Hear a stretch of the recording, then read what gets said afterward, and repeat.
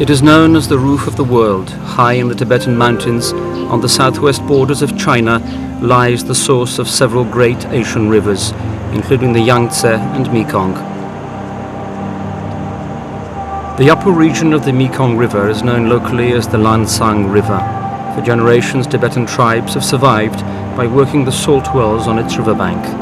It is from these wells that this small Tibetan village has drawn its name, Yanjing, meaning salt wells.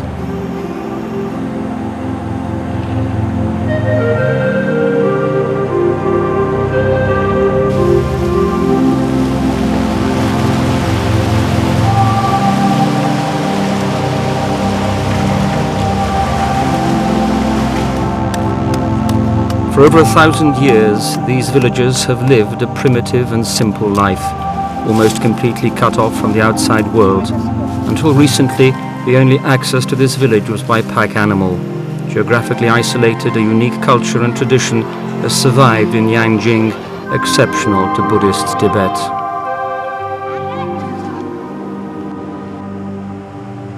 Buddhism is the lifeblood of Tibet, with all elements of political, cultural and social life flowing from it.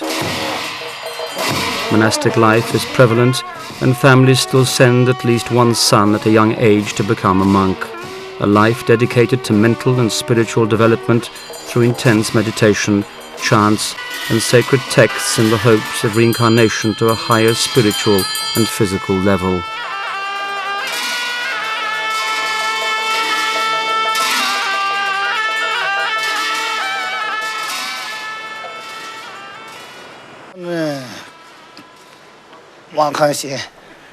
I live in a village nearby. A member of my family is ill and can't get cured. He is a Buddhist. We have come here today to light 1,000 butter lamps and pray. We believe that it will help him to recover.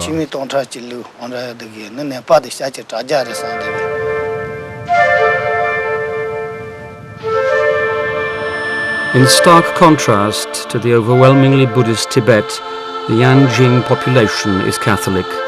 The first Catholic mission was built around 150 years ago by French missionaries, intended as a bridgehead for deeper evangelization into China.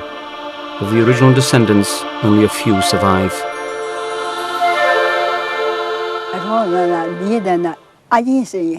My name is Anne. I'm 78. My grandmother and my parents were Catholic, so am I. I began school at 14.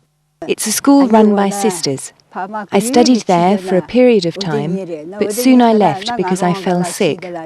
I stayed at home, worshipping God there. Although I was always weak in my constitution, there was nothing weak in my decision to be a religious sister all my life. I wish everyone to live a happy life, to enjoy a life of ample clothing and sufficient food. This is the purpose of my belief.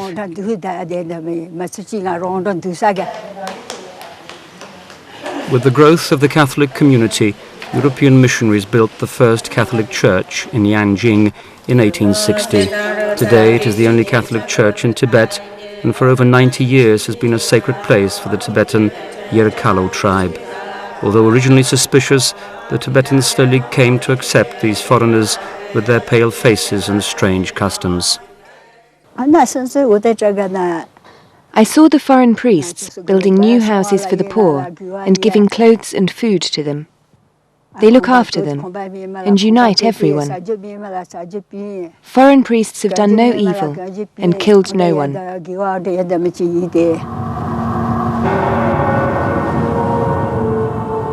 With the communist takeover of China in 1949, the only remaining Chinese Catholic priest, Father Du, was killed. Soon after, all foreign missionaries were expelled. The Catholic Church in Yanjing, as throughout China, was to suffer grievous persecution.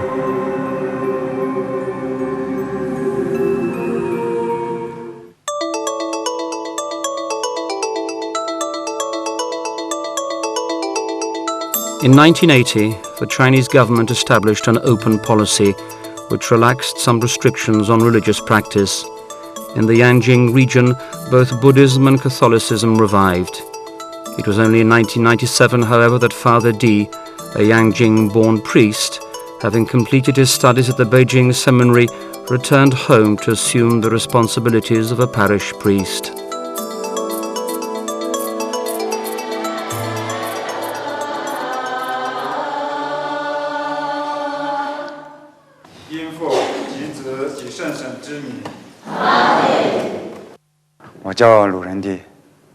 My name is Lu Rendi. I am 30 years old. I was appointed as the Catholic priest in Yanjing 4 years ago. My family has been a family of believers for generations. My mother was a pious believer. Her behavior and good conduct strongly influenced my brothers, sisters and I. Besides, my grandfather was an assistant to the priest. Actually, he looked after this same church. So I wanted to be a priest already when I was a mere child, a pupil in primary school.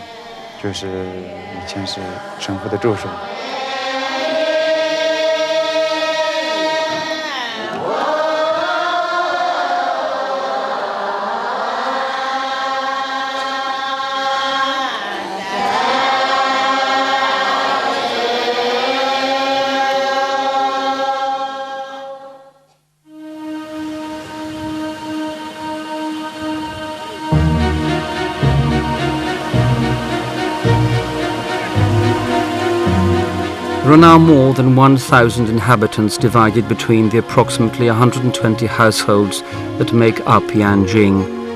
The once predominantly Catholic village, however, is increasingly Buddhist. 1/3 of the villagers, either through immigration or conversion, are now Buddhist. Buddhist homes are identifiable by the prayer flags that hang from the rooftops, mantras blown heavenward as offerings to the deities.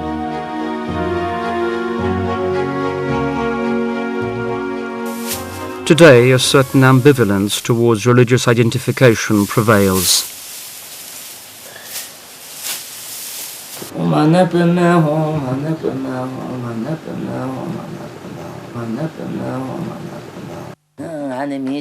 I'm Seni. I am 79 years old. I'm a Buddhist from childhood. My husband was a Catholic believer from childhood. He died at the beginning of this year, when he was 84. I will remember him as long as I live. 7 members of the family living with me are Buddhist. Others are out in public employment. I don't know what they believe. I'm well fed and well clothed. I owe my happy life to the Communist Party and Chairman Mao. I'm very happy. I can't see any difference between Buddhism and Roman Catholicism. They are both good. I still keep all things left behind by my husband as a Catholic believer. Some people wanted to take these things away, but I refused.